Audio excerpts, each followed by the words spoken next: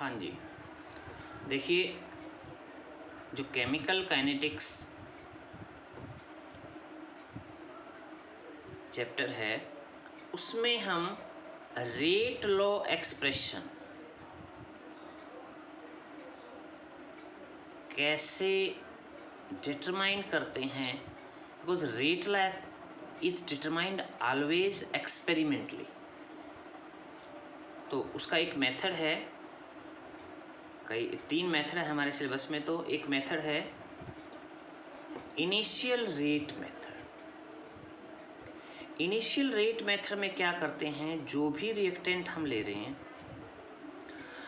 Experiment करते हैं। जैसे मैंने एक न्यूमेरिकल दिया है इसमें कि हमने एक एक्सपेरिमेंट किया, ए की कंसंट्रेशन मोल्स पर लीटर में 0.1 और बी जो है ना 0.1, दोनों की इतनी कंसंट्रेशन डाली और हमने इनिशियल शुरू में ही initial rate of formation of D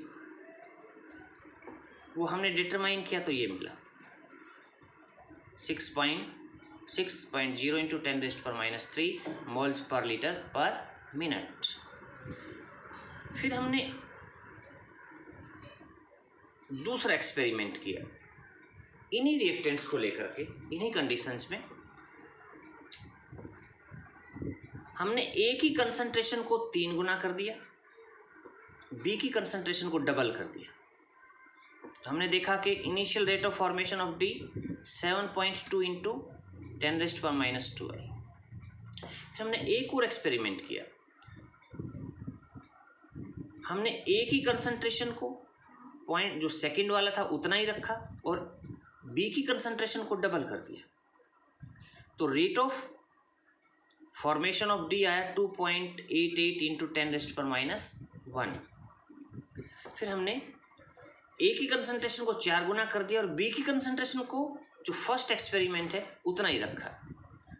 तो rate of formation of D that is 2.4 into 10⁻² आया। अभी 4 एक्सपेरिमेंट, 3 या 4 एक्सपेरिमेंट करने के बाद हम ये पता लगा सकते हैं कि what is rate law, what is the overall order of reaction and we can calculate the rate constant. कैसे? Suppose the rate of reaction is equal to के into molar concentration of A, molar concentration of E raised power alpha and beta. Alpha और beta का हमें नहीं पता है। ये जो रिएक्शन है इसके लिए रेट कांस्टेंट की वैल्यू चारों एक्सपेरिमेंट में सेम रहेगी क्योंकि टेम्परेचर सेम है। टेम्परेचर 303 केल्विन पर हमने ये रिएक्शन किया है। तो इसमें हम क्या करें, सबसे पहले rate of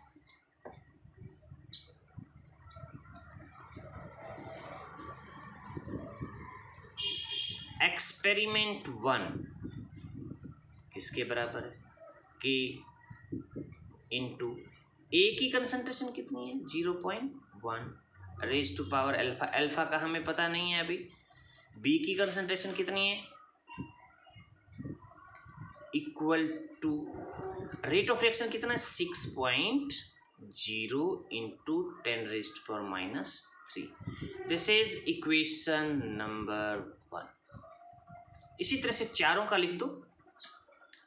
rate of experiment number 2 की 0.3 raise to power alpha, 0.2 raise to power beta, 7.2 into 10⁻⁻2। Equation number 2 rate of experiment number 3 के 0.3, 0.4 beta, 2.88 into 10⁻⁻1। Equation number 3 and rate of experiment number 4 0.4 alpha, 0.1 beta, 2.4 into 10⁻², equation number 4। अब ये लिखने के बाद आपने क्या देखना है?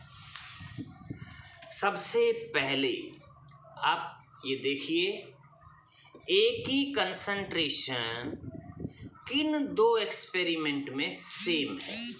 किसमें सेम है? सेकंड में और थर्ड में। तो equation number 2 divided by equation number 3 जिनमें सेम है। ओके, तो इक्वेशन नंबर 2 डिवाइडेड बाय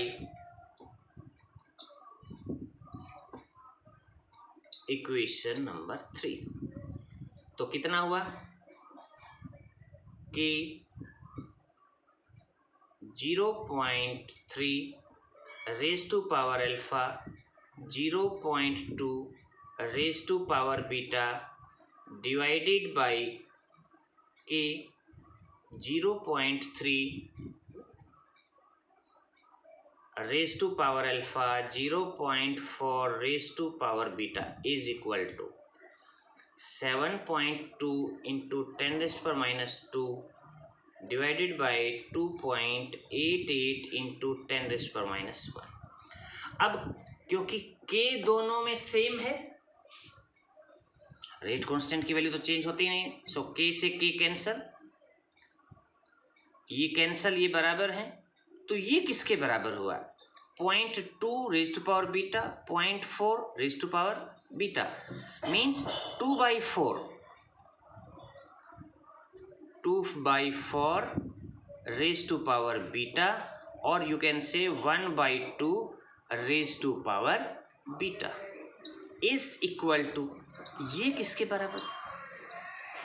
अगर हम इसको सॉल्व करें तो ये आएगा 1/4, और 1/4 हम इसको ऐसे लिख सकते हैं 1/2 रेज़ टू पावर 2। देखिए बेस बराबर हो गए तो बीटा किसके बराबर है? Beta will be equal to 2।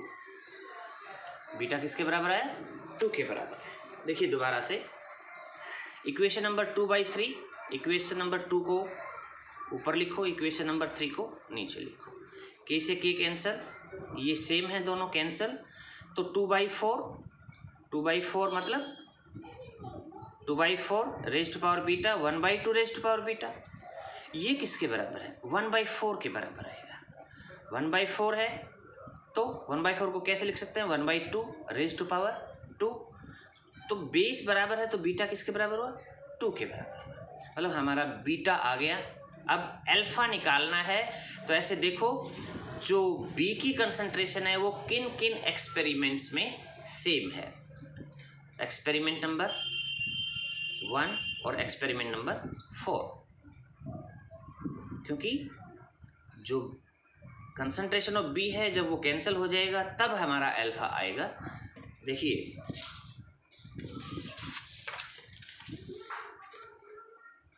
Equation number 1 divided by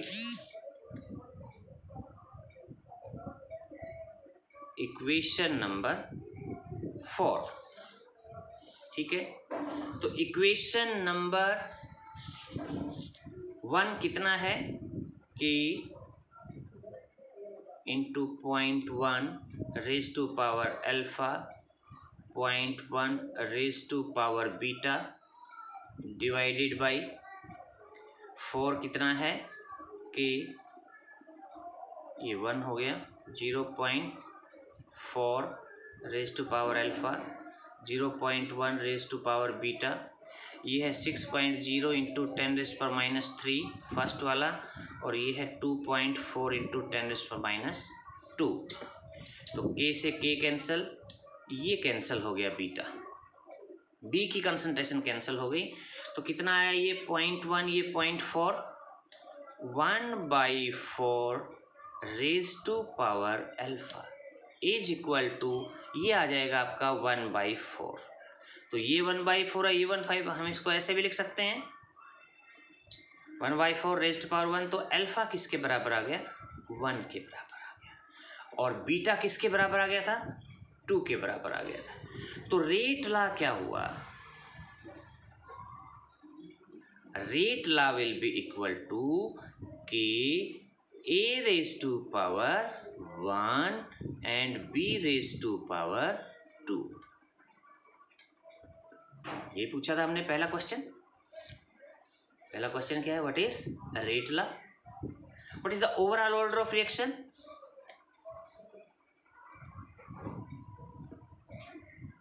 देखिए, विद रिस्पेक्ट टू ए क्या है? 1 और विद रिस्पेक्ट टू बी 2, तो क्या हो गया? Third order reaction. क्या हो गया? With respect to a 1, with respect to b 2, तो alpha plus beta is order of reaction. Then rate constant. अब किसी भी एक एक्सपेरिमेंट, पहले ही एक्सपेरिमेंट में देख लो आप, फर्स्ट एक्सपेरिमेंट में क्या है? ए की कंसंट्रेशन दी है, बी की कंसंट्रेशन दी है और रेट दिया है। तो क्या करें? रेट ऑफ रिएक्शन, ये रेट लॉ में क्या लिखेंगे हम? रेट लॉ एक्सप्रेशन है ये, रेट इज इक्वल टू के into this. Okay, this is rate law expression. Then rate कितना है फर्स्ट एक्सपेरिमेंट में? ये दूसरा ले लो, तीसरा ले लो, चाहे मर्जी है आपकी। 10 रेज्ड पावर -3 और क्या है? के की वैल्यू निकालनी है। ए की कंसंट्रेशन 0.1 है, रेज टू पावर 1 है। बी की कंसंट्रेशन 0.1 है, रेज टू पावर 2 है। वैल्यू रख दो, रेट हो गया। के निकालना है, ए की कंसंट्रेशन, बी की कंसंट्रेशन।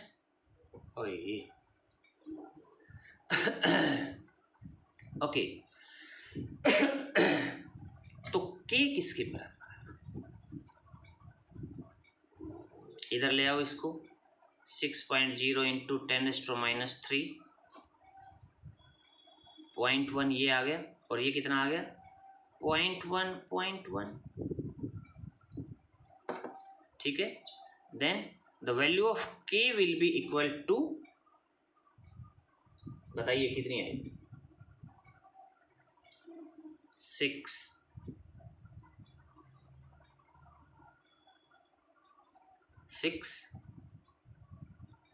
क्या ये कैंसिल हो गया? 10⁻³ देखिए, 1/10, 1/10, 1/10, then it comes out to be 6.0।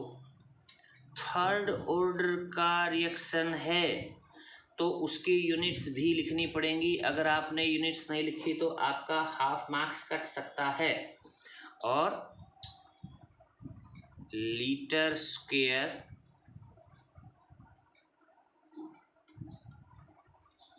पर मोल स्क्वायर पर मिनट थर्ड ऑर्डर का रिएक्शन है। तो थर्ड ऑर्डर के रेट कांस्टेंट की आपको यूनिट्स का पता होना चाहिए। Okay okay.